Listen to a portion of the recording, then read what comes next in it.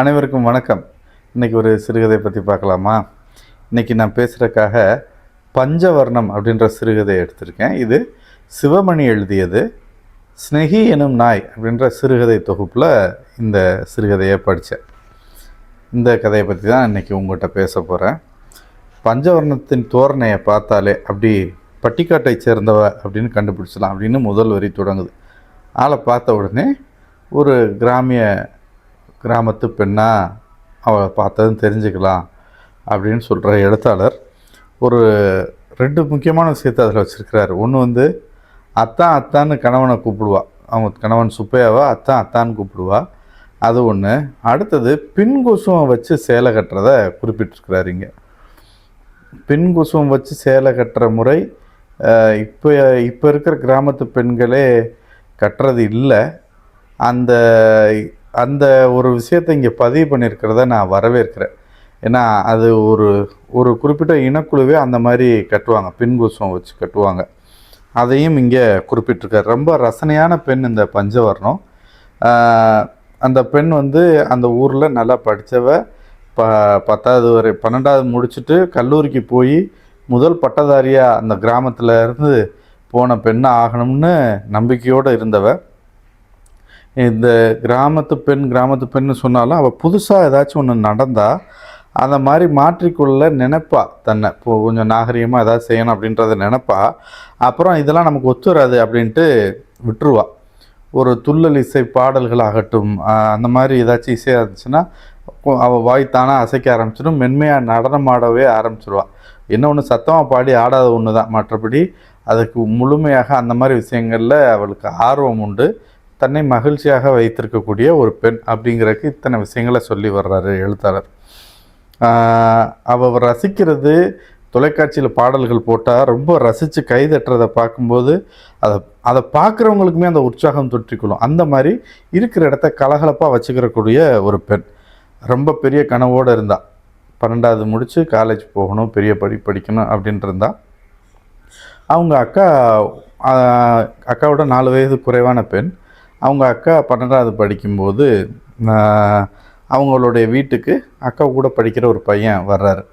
அந்த பையன் பேர் மணிமாறன். அப்புறம் சொந்தம் விசாரித்து பார்க்கும்போது இந்த பிள்ளைங்களுக்கு மாமன் முறை தான் வருது. அப்படின்றப்ப அந்த மணிமாறனுடைய பார்வையும் இந்த பொண்ணுடைய பார்வையும் சந்திக்க ஒரு விருப்பம் உண்டாகுது. அந்த பையனும் அடிக்கடி சுற்றி வர்றாரு. அந்த மணிமாறனும் திடீர்னு ஒரு நாள் பார்த்தா அந்த பையனை காண. என்னான்னு கேட்குறப்ப சிங்கப்பூருக்கு வேலைக்கு போயிட்டாரு அப்படின்னு சொல்கிறாங்க. அந்த ஊர்லேயே சிங்கப்பூருக்கு போனவன்னு பேர் எடுத்த மாரியப்பன் தான் அந்த மணிமாறனை கூட்டி போயிட்டார் அப்படிங்கிறாங்க. அப்போது இந்த ஊர்லேயே முதன்றதை 2-3 இடத்துல இந்த எழுத்தாளர் சொல்லிட்டார். அப்படின்றப்ப அந்த கிராமம் இப்போ தான் வளர்ந்து வந்துக்கிட்டு இருக்கு. இதை நினைவில் வைத்து கொள்ளக்கூடிய அளவுக்கு முறையாக நிறைய விஷயங்களை செஞ்சுக்கிட்டு இருக்காங்க. ஊரில் சிங்கப்பூர் போனவன், ஊரில் ஆளாக காலேஜ் போகிற பொண்ணாக வந்துடணும் அப்படின்னு இந்த பெண்ணை நினைக்கிறது. ஆக அந்த கிராமத்துடைய சூழலும் நம்ம இதில் புரிஞ்சுக்க முடியுது. அப்புறம் பஞ்சவர்ணத்துக்கு தெரிஞ்சு போச்சு சிங்கப்பூர் போயிட்டாருனதும் அந்த மாரியப்பன் ஒரு நாள் ஊருக்கு வந்தப்போ மணிமாறனுடைய முகவரியை தேடி வாங்கிட்டு முகவரிக்கு கடிதம் எழுதுகிறா. ஒன்றும் காதல் இது மாதிரிலாம் இல்லை, பொதுவாக ஒரு சின்ன அளவில் கடிதம் எழுதுகிறா. பதிலுக்கு எங்கள் அப்பா பேருக்கு நீங்கள் கடிதம் போடுங்கன்னு சொல்கிறா. மணிமாறன்ட்டு பதில் வரும்னு நினைக்கவே இல்லை. மணிமாறனும் உடனே பதில் அனுப்பியிருக்காரு. அவரும் பெருசாக காதல்லாம் கொட்டி எழுதாமல் அவரும் பொதுவாக இதில் தொடர்ந்து கடிதம் போக்குவரத்து நடக்குது. ஒரு மாதத்துக்கு ஒரு கடிதம்ன்றப்ப இந்த மாதிரி தான் கடித போக்குவரத்து. அடுத்து வரப்போகிற கடிதத்துக்கு என்ன பதில் அனுப்பணும் அப்படின்னு முன்கூட்டியே நினச்சி வச்சுக்கிறா. சில நேரங்களில் கவிதைகள் அனுப்புகிறா. அந்த கவிதைகளை அவர் படிச்சுட்டு ஆஹா ஓட்டுறாரு. அடுத்த கடிதத்துக்கு என்ன பதில் அனுப்பலாம், என்ன கவிதை எழுதணும் முன்கூட்டியே எடுத்து வச்சுக்கிறா. அது வர்ற கடிதத்தின் பதிலை பொறுத்து இதை சேர்க்க வேண்டும் அப்படின்றத முடிவு பண்ணி நிறைய எழுதி வச்சுருக்கான்னு எழுத்தாளர் சொல்கிறார். அப்போ அந்த பெண் எவ்வளோ திட்டமிடக்கூடியவளா, எவ்வளோ எதிர்நோக்குவளா, அடுத்தவர்களுடைய சிந்தனையை உள்வாங்குவலாக இருக்கான்னு பாருங்கள். அந்த அளவுக்கு இந்த பஞ்சவர்ணம்ன்ற இந்த கேரக்டரை, அந்த கதாபாத்திரத்தை உருவாக்கமே அவ்வளோ அழகாக பண்ணியிருக்காரு எழுத்தாளர். ரொம்ப நல்லா இருந்துச்சு. அப்படியாக இருக்கும்போது இது நடந்துக்கிட்டே இருக்குது. தன்னுடைய அக்காவுக்கு மாப்பிள்ளை பார்க்குறாங்க பக்கத்து ஊரில். அந்த மாப்பிள்ளை பேர் மாசானத்துக்கு எல்லாம் பொருந்தி கல்யாணம் பண்ணி வச்சிடுறாங்க. இவளுக்கு அது ஒரு வசதி. மாசானம் ஊர், மணிமாறன் ஊரும் ஒரே ஊர். அதனால் அக்காவை அடிக்கடி போக வர பார்க்க, அவங்க வீட்டு முன்னாடி நின்று பேச, எப்படியாவது அந்த மணிமாறன் வீட்டில் நல்ல பேர் எடுத்துடணும் அப்படின்றக்காக இதெல்லாம் பண்ணிக்கிட்டு இருக்கிறா. இந்த சூழல் நடந்துக்கிட்டே இருக்கும்போது ஒரு நாள் வந்து கேள்விப்படுறா, மணிமாறனுக்கு கல்யாணம் ஆயிடுச்சு அப்படின்னு. நாளில் அக்கா மாதமாயிடுறாங்க. அக்காவை வீட்டுக்கு கூப்பிட்டு வந்து வச்சு பார்த்துக்கிறா. இவங்க 2 பேருடைய அப்பா வந்து படிக்காதவர். அவரால் முடிஞ்ச அளவு செஞ்சு குடும்பத்தை சமாளிச்சுக்கிட்டு இருக்கார். நல்லா பார்த்துக்கிற அக்காவை பார்த்து புள்ள பிறந்தா அனுப்பி வைக்கிறா. அப்போது அந்த குறிப்பிட்ட காலத்தில் அந்த ஊருக்கு போக்குவரத்து குறைஞ்சிருச்சு. இவளுக்கு கடித போக்குவரத்தும் இல்லை. அந்த அக்கா 2வது மாசக்கையா வீட்டுக்கு வந்திருக்கிறப்போ தான் தெரியுது அந்த மணிமாறனுக்கு கல்யாணம் ஆயிடுச்சு. அப்படின்றப்போ உடைஞ்சு போயிடுறா. அப்போது மனசு வருத்தமாயிருது, என்னடா இது நம்ம எதிர்பார்க்காதது நடந்து போச்சே அப்படின்னு. இந்த நேரத்தில் இவங்க அப்பாவுக்கு பெரிய அளவில் பண நெருக்கடி, சிரமம். ஒரு பிள்ளையை கட்டி கொடுத்துட்டோம், அதுக்கு பொங்கச்சீர் கொடுக்க போகும்போது 2வது பிள்ளை விளைஞ்சு நிற்கிது, நான் என்ன செய்ய போகிறேன்னு தெரியல மாப்பிள்ளைன்னு மருமையை மாசானத்திட்ட புலம்புறார். அவர் ஒரு இடத்த குத்தகைக்கு கொடுத்து அந்த பணத்தை கொடுத்து உதவுறாரு. அவர் அது மருமையை தான் என் குலசாமி, எனக்கு பணம் கொடுத்து உதவுனாருன்னு இவங்க அப்பா சொல்லிக்கிட்டு இருக்கிறார். மாசானத்துக்கு ஒரு தம்பி சுப்பையா, 3வது தான் படிச்சிருக்காரு. மொத்தமே 4 அடி தான் அவர் உயரம். தொட்டு ஒட்டிக்கிட்டால் பொட்டு வச்சுக்கலான்ற அளவுக்கு கருப்பு அப்படின்னு அந்த கேரக்டரை சொல்கிறாங்க. அது மட்டும் இல்லை, அவர் கொஞ்சம் விவரம் பத்தாத மனுஷனாக இருக்கிறார் அந்த சுப்பையா. அப்போ அவங்க அம்மா எங்கெங்கேயோ பொண்ணு தேடி கிடைக்கலனதும் சம்மந்திட்டே வருது. அதாவது பஞ்சவரணம் வடிவுடைய அப்பாட்ட வந்து, என் மகனுக்கு உங்கள் 2வது பொண்ணை கட்டி கொடுங்க, நான் எங்கே தேடியும் பொண்ணு கிடைக்கல, நீங்கள் என் மகனுக்கு வாழ்க்கை கொடுங்க, நீங்கள் அந்த வாங்கின கடன் கூட, அந்த குத்தகைக்கு வச்சு கொடுத்த கடன் கூட திருப்பி தர வேண்டாம் அப்படின்னு சொன்னப்போ, இந்த பொண்ணு படிக்கணும்னு நிற்கிறா. 12வது முடிச்சுட்டாப்போ காலேஜ் போகணுன்னு நினைக்கிறப்ப பஞ்சவரணத்துடைய எல்லா ஆசையும் தகர்க்கப்படுது. வாழ்கிறதுக்கே வழி இல்லையா, இப்போ படிக்க போகிறாளாம், பெரிய கலெக்டராக போகிற படித்து வான்ட்டு கல்யாணம் பண்ணி வச்சிடுறாங்க. கல்யாணம் நடக்குது. கல்யாணம்ன்றப்ப எல்லாரும் கிண்டல் பண்ணுற மாதிரி தான் பார்க்குறாங்க. சிலர் வந்து உச்சி கொட்டுறாங்க கல்யாண மேடையிலேயே. முதலிரவில் என்னடி செய்ய போகிறேன்னு தோழிகள்லாம் கிண்டல் பண்ணுறாங்க. யாருக்குமே இது வந்து இப்படி ஒரு பொண்ணை வந்து இப்படி கட்டி கொடுத்ததை விரும்பலை. அந்த இதை ஒரு கிண்டலாகவும் நக்கலாகவும் பண்ணிகிட்ருக்குறாங்க. ஏன்னா சராசரியை விட கொஞ்சம் கூடுதல் உயரம் பஞ்சவர்ணம். அவர் 4 அடி தான் இருக்கார், தோளுக்கு தான் இருக்கார். அப்போது இந்த மாதிரி இருக்கும்போது அந்த சுப்பையாவை இனிமேல் சுப்பையா தான் என் கணவன் அப்படின்னு ஏற்றுக்கிட்டு இனிமேல் அவரை தலைகுனி விடக்கூடாது, அவருக்கு எந்த இழுக்கும் வந்துடக்கூடாதுன்றல கவனமாக இந்த பஞ்சவர்ணம் குடும்பத்தை நடத்துகிறா.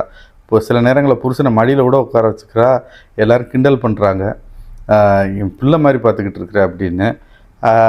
அந்த இடத்துலையே உணர முடியுது அவர் வந்து அவ்வளவு கூறு இல்லாத மனிதனாக தான் இருக்கிறாரு அப்படின்றத புரிஞ்சுக்கிற முடியுது.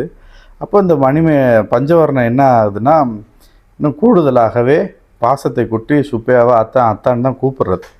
பிள்ளை உண்டாகுது அவங்களுக்கு. முதல் பிள்ளை பிறக்கிறான். பிள்ளைக்கு பேர் வைக்கிறது கூட அவர் பெரிய ஈடுபாடு கட்டலை.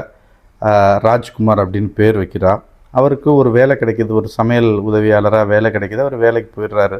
போகிற வர சாப்பிட தூங்க மற்ற எந்த விஷயமும் தெரியாது. இவளுக்கு தன் மகனை படித்து பெரிய ஆள் ஆக்கணும் ராஜ்குமாரை அப்படின்னு பெரிய ஆசை இந்த பஞ்சவரணத்துக்கு. ஒரு எல்லா தாய்க்கும் உள்ள ஆசை தானே, அந்த இதில் இருக்கிறா. அவனுக்கு ஒரு 3 வயசு ஆகும்போது ஒரு இரவில் திடீர்னு காய்ச்சல் கொதிக்குது. அவனுக்கு அனலாக இருக்குது. அப்போ நைட்டு பிள்ளைக்கு இப்படி கொதிக்குதுன்றவ தூக்கி படியில் வச்சுக்கிட்டு, பிள்ளைக்கு கொதிக்குதுங்க, போகணும் அப்படின்னதும் அந்த மாத்திரை இருக்குல்ல மூளையில், அதை எடுத்து கொடு அப்படின்றார். என்ன எதுன்னு இல்லாமல் அந்த மாத்திரையை கரைச்சி காய்ச்ச மாத்திரை அப்படின்னு கொடுத்துட்றாங்க. கொடுத்து கொஞ்சம் நேரத்தில் வலிப்பு வந்துடுது. வலிப்பு வந்ததும் ஐயோன்னு பயந்து அடித்து பற்றி பிள்ளையை தூக்கிட்டு ஆஸ்பத்திரிக்கு போகிறாங்க. ஆஸ்பத்திரியில் டாக்டர் ஸ்கேன் எழுதணும், ப்ளட் டெஸ்ட் பார்க்கணும், அதுக்கப்புறம் தான் சொல்ல முடியும்ட்டு என்ன பண்ணிங்கன்றப்ப இந்த மாத்திரையை கொடுத்தோம்னது திட்டுன்னு திட்டுறாரு. ஆனால் அறிவு இல்லையா உனக்கு, நீங்களே எல்லாம் வைத்தியம் பார்த்துக்கிறீங்களா, நோக்கத்துக்கு எதையும் கொடுப்பீங்களா, இந்த மாத்திரை என்ன மாத்திரைன்னு தெரியுமா, அதை போய் கொடுத்துருக்கீங்க, இந்த ஜுரத்துக்கு அதை கொடுக்கக்கூடாது அப்படின்னதும் என்ன செய்யறப்ப மூளையை பாதிச்சிருது அந்த மாத்திரை. ஒரு கொஞ்ச நேரம் சுணக்கம், பதட்டம், நமக்கு நெருங்கியவர்களுக்கு பதட்டம் வரும்ன்றப்போ, பிரச்சனை வரும்ன்றப்போ நம்மளால் முடிவெடுக்க முடியாது. பஞ்சவரணத்துக்கு அப்போ அந்த இடத்துல முடிவெடுக்க முடியல. புருஷன் சொன்னதை கேட்டு ஒரு மாத்திரையை கொடுக்க அது மூளை பாதிப்பாயிருச்சு. அதுலேருந்து தொடர்ந்து அந்த பையனுக்கு பாதிப்பு அதிகமாகிக்கிட்டே இருக்குது. வலிப்பு அடிக்கடி வருது, கை கால்கள் மடங்குது, சுருங்குது விரல்லாம், பிறகு கண் விரியுது, உதடெல்லாம் தடிக்குது, வாயிலேருந்து எச்சில் ஒழுகிக்கிட்டே இருக்குது. கொஞ்சம் கொஞ்சமாக இருந்து அந்த ராஜ்குமார் மாற்றுத்திறனாளியாக மாறிடுறான். பெரிய வருத்தம். தான் புருஷனுக்கு எந்த ஒரு இதுவும் இல்லை, குறும் இல்லை, இந்த மாதிரி ஒரு சிக்கல் நடந்தப்பையும் அவர் எதுவும் அலட்டிக்கல. இப்போ பிள்ளையை எப்படின்னா வளர்த்தாருன்னு, சரி என் பையனை எப்படி நான் வளர்த்துருவேன்னு ஒரு உறுதியோடு பஞ்சவர்ணம் தன் பையனை வளர்த்துக்கிட்டே இருக்கிறா. இதற்கு இடையில் இரண்டாவதாக ஒரு பிள்ளை உண்டாகுது. பிள்ளையும் பிறகுது. அதுக்கு கணேஷ்னு பேர் வைக்கிறா. இந்த முறை யாரையும் எதிர்பார்க்கல, அவளே பேர் வச்சுக்கிறா. பேர் வச்சுட்டு அந்த பிள்ளையை பார்த்துட்டு இருக்கும்போது ரெண்டாவது பிள்ளை பிறந்த பிறகு குமாருடைய வளர்ச்சியில் மாற்றம் தெரியுது. தம்பியை பார்க்குறான், விளையாடுறான். அப்போ வெளியில் போய் விளையாட போகிறான். போய் வெளியில் அவனா தனியாக கடைக்கு போயிட்டு வர அளவுக்கு ஆகுறான். அப்போ இது ஒரு நல்ல மாற்றமாக இருக்குது பஞ்சவர்ணத்துக்கு. சரி, மகன் வந்துட்டான், இப்போ ரெண்டாவது மகன் வந்து பெரிய மகனை பார்த்துக்குறான்ட்டு பெரிய மகனுக்கு தான் என் சொத்தை பூரா கொடுக்கணும், நல்லா கல்யாணம் பண்ணி வச்சுட்டா சரியாயிடும், எப்படியாவது வளர்த்து ஆளாக்கிறணும், படிக்க வச்சிடணும்னா படிக்க வைக்கிற பள்ளிக்கூடம் அனுப்புகிற மாதிரி இல்லை. அவன் விளையாடிக்கிட்டே இருக்கிறான். தம்பியும் பெரிய ஆள் ஆகிட்டு இருக்கிறான். எங்கேயும் போனாலும் கோயில் குளமாக போய் அழுக, இந்த மாதிரியே பஞ்சவர்ணம் வயிற்றுச்சலில் இருக்கிறான் பாவம். அப்போ போய் கோயிலில் வேண்டதெல்லாம் பார்க்கும்போது பக்கத்தில் இருக்கவங்களுக்கெல்லாம் அழுக வர அளவுக்கு பஞ்சவர்ணத்துக்கு அந்த அளவுக்கு துக்கம். அவளுடைய துக்கம் அந்த கிராமத்துக்கும் ஊருக்கும் தெரிஞ்ச துக்கமாயிருச்சு. அந்த குமாரை தெரியாத ஆட்களே கிடையாது. ஏன்னா ஊரில் எல்லாத்துலேயும் வீரமாக செயல்படுற இந்த பெண்ணுக்கு இப்படி ஒரு பிள்ளை, அந்த பிள்ளை இந்த மாதிரி நல்லா இருந்தது, திடீர்னு பாதியில் இப்படி ஆயிடுச்சே. அதற்கு பிறகு பிறந்த பிள்ளை பிறந்தவங்க கொஞ்சம் மாற்றம், ரெண்டாவது பிள்ளை பிறந்தவங்க பெரிய பிள்ளைகிட்ட மாற்றம்லாம் உண்டாயிருக்கும். நம்பிக்கையோடு தான் வளர்த்துக்கிட்டே வர்றா பஞ்சவர்ணம். ஒரு நாள் வெளியில் விளையாட போன பையன் அதுக்கிடையில் ஒரு ஒரு சின்ன விஷயத்தை இதில் குறிப்பிட்டிருக்காரு. இந்த தகப்பன் நல்லா குழந்தைகள் இருந்தாலும் சரி, சிறப்பு குழந்தைகளாக இருந்தாலும் தகப்பன் வந்து பொறுப்பு இல்லைன்னா என்ன ஆகும் அப்படின்றது அந்த வழியை பதிவு செஞ்சுருக்கிறார். பஞ்சவர்ணம் ஒரு நாள் கோயிலுக்கு சாமி கும்பிட போவாள் நேர்த்திக்கடனுக்காக, இந்த பிள்ளைங்களுக்காக. அந்த 3 நாட்கள் வந்து அந்த சுப்பையா பிள்ளைங்களை பார்த்துக்கிட்டு வர்ற வரைக்கும் பொறுமிக்கிட்டே இருப்பான். பொண்ணு யார் சாமி கும்பிட போனால் அது இதுன்னு வீடே நாரி போய் கிடக்கும் அப்படின்றதுலே எல்லாமே புரிஞ்சுக்கிற முடியுது. தன்னால் அந்த 2 குழந்தைங்களை பார்த்துக்கிற முடியல. அந்த கொஞ்சம் 2-3 நாள் அந்த தாய் பர்த்து வளர்த்து கொண்டு வர்ற அந்த சிறப்பு குழந்தைய இவனால் ஒரு 3 நாள் பார்த்துக்க முடியாமல் புலம்பி தவிச்சிருப்பான். வந்த பிறகு தம்பி சொல்லுவான், அம்மா அண்ணன் 2-3 தடவை மயங்கி விழுந்துருச்சு அப்படின்னதும் தூக்கி கொஞ்சுவாள். அப்பா அம்மா காணான்னு பயந்துட்டியா, இனிமேல் உன்னை விட்டு போக மாட்டேன் அப்படின்லாம் கொஞ்சம் சமாதானப்படுத்துவாள்.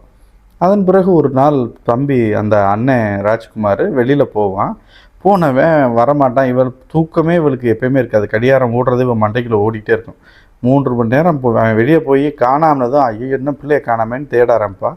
அப்போ சமீபத்தில் ஒரு ஃப்ரெண்டு ஒருத்தன் கிடச்சிருப்பான். அந்த அவன் ஃப்ரெண்டு கிடச்சிட்டான்னு சொன்னப்போ எனக்கு அவன் தான் ஃப்ரெண்டுன்னு சொன்னதுமே சந்தோஷப்படுவா பஞ்சவர்ணம். ஒருத்தன் ஃப்ரெண்டு பிடிக்கிற அளவுக்கு நம்ம பிள்ளை பெருசாயிருச்சு அப்படின்னதும் சந்தோஷப்பட்டு அப்போ ஒவ்வொரு இடமா இப்போ பிள்ளையை காணாமல் தேடி அந்த ஃப்ரெண்டு வீட்டுக்கு தான் போய் கேட்பாங்க. இல்லையா அவங்க வரலையே அப்படின்ட்டுருவாங்க. அப்போ தேடி தேடி தேடி பார்த்தா அந்த ஊரையே தேடும், கிடைக்க மாட்டான். மறுநாள் போலீஸ் கம்ப்ளைண்ட்டும் கொடுத்துருவாங்க, கிடைக்க மாட்டான். அப்புறம் ஒரு கிணத்துல கிடக்கிறதா கண்டுபிடிச்சி தூக்கிட்டு வந்து கடைசியில் வீட்டுக்கு கொண்டு வந்த பிறகு தண்ணி தான் அவனுக்கு ரொம்ப பிடிக்கும், அதான் என் மகன் சிரிச்சுக்கிட்டே தண்ணிக்குள்ளே விழுந்துட்டான் போல் அப்படின்னு சொல்லி அழுவா. அவங்க அடக்கம் பண்ணிடுவாங்க. அடுத்த குழந்தைய வளர்க்குறதுல இதாகிடுவா. அந்த சுப்பையா அவங்க அப்பா அந்த பஞ்சவர்ணத்துடைய கணவருக்கு பதவியில் கொஞ்சம் நல்ல வேலை கிடச்சுன்னா அவர் வேலைக்கு போவார். எல்லாம் அவங்கவுங்க வேலையை பார்த்துக்கிட்டு அவங்கவுங்களா இருப்பாங்க. பஞ்சவர்ணம் வெளியில் அதிகம் தலை காட்டுறதில்ல. வருடங்கள் ஓடிது. திதி கொடுத்து சாமி கும்பிட்டாங்க. கணேஷ் நல்லா படித்தான். ஒரே வாரத்தில் சுப்பையாவுக்கு தலைமை சமையல் அதிகாரியாக பதவி கிடைக்கிது. பஞ்சவர்ணம் குமாரின் புகைப்படத்தை பார்த்துக்கிட்டே இருந்தான். புகைப்படத்தில் குமார் சிரித்து கொண்டே இருந்தான். இது ஒரு சிறுகதை. இது சிறுகதை மட்டுமல்ல, முக்கியமாக சிவமணி இந்த எழுதியிருக்கிறது ஒரு வாழ்வியலில் சிறப்பு குழந்தைகள் பெற்றெடுத்தவர்களுடைய வழி. எல்லா சிறப்பு குழந்தைகளும் பிறவிலேயே இப்படி ஆகிறதும் இல்லை. நம்மளுடைய கவனக்குறைவு, நம்ம அந்த நேரத்தினுடைய தூக்கம், அந்த நேரத்தில் இருக்க ஏதோ ஒரு உணர்வுக்காக கொஞ்சம் கூட யோசிக்காமல் பொறுப்பற்ற முறையில் நம்ம எடுத்த ஒரு சின்ன ஒரு கவனக்குறைவான செயல், அந்த மாத்திரை அதை கொடுத்து அந்த பிள்ளை வாழ்க்கையே வீணாகி அந்த தாயும் வழியில் துடித்து போயிடுறான்.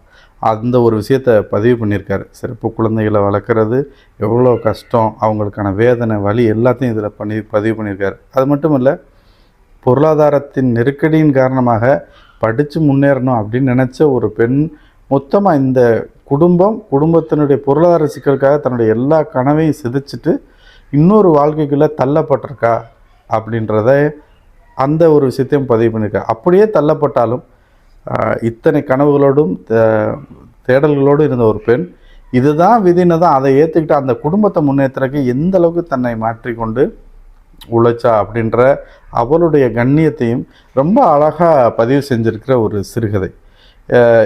இந்த சிறுகதை குறிப்பாக அந்த சிறப்பு குழந்தைகளின் பெற்றோர்களுக்கு பெரிய ஒரு தாக்கத்தை ஏற்படுத்தும். அவங்களுடைய உணர்வுகளை பிரதிபலிக்கும் விதமாக இவர் எழுதியிருக்கிறனால இது வரவேற்க தகுந்த ஒரு சிறுகதையாக இருக்கும். இந்த கவனக்குறைவு அப்படின்றத நம்ம எளிதாக எடுத்துக்கிற வேண்டாம். எந்த ஒரு விஷயத்தையும் ரொம்ப கவனமாக இருக்கணும் அப்படிங்கிறத இதை படிக்கும்போது புரிஞ்சுக்கிற முடியுது. இன்று உங்களோடு பஞ்சவர்ணம் சிவமணி எழுதிய சிறுகதையை வாசித்ததில் எனக்கு ரொம்ப மகிழ்ச்சி. நன்றி, வணக்கம்.